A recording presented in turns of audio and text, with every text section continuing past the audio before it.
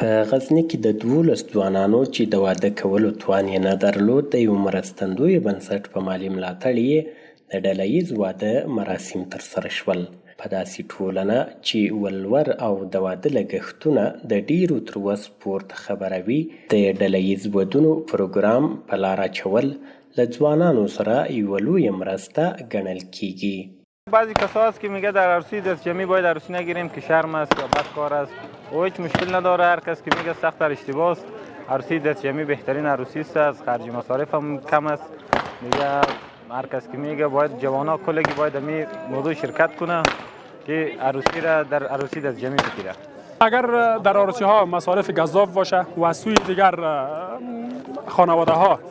خانواده دختر البته پافشاری زیادتر برای مصارف گزاف و مهریه های خیلی گزاف داشته باشند، این مشکلات اقتصادی و از سوی دیگر مشکلات خدای نخواسته فرار جوانان از وطن به کشورهای خارجی را دارد که این یک نمونه از چیزهایی است که ما در وطن خود شاهد ازی هستیم. د دغه بنسټ مسؤل له رسنیو سره خبرو کې ویل موخه یې دا ده تر څو ځوانان د ولور پرې کولو لپاره له مسافرۍ او ناقانونه کډوالۍ څخه راوګرځوي.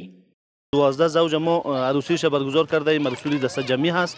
از طریق بنیاد مسیر سعادت این محفل و عروسی گرفته شده و تمویل مالیش هم از طرف برادران تجار ما صورت گرفته که ما انشالله در اینجا هدف از برگزاری امی عروسی دست جمعی امی است که ما یک کمک با برادران فقیر و مستضعف و بیچاره خود داشته باشیم و دیگه یک مبارزه علیه از امی رواج‌های نامناسب و رواج‌هایی که امروز در جامعه ما هست که هزینه نکاح و عروسی و محافل ما را بسیار به طرف بلندی برده. په غزني کې د ډله ییز واده دغه مراسم په داسې حال کې ترسره کیږي چې لسګونه ځوانان د ملا ماتونکي ولور او بدو رواجونو له امله په ناقانونو لارو هیواد پرېښودلو ته اړ ایستل کیږي.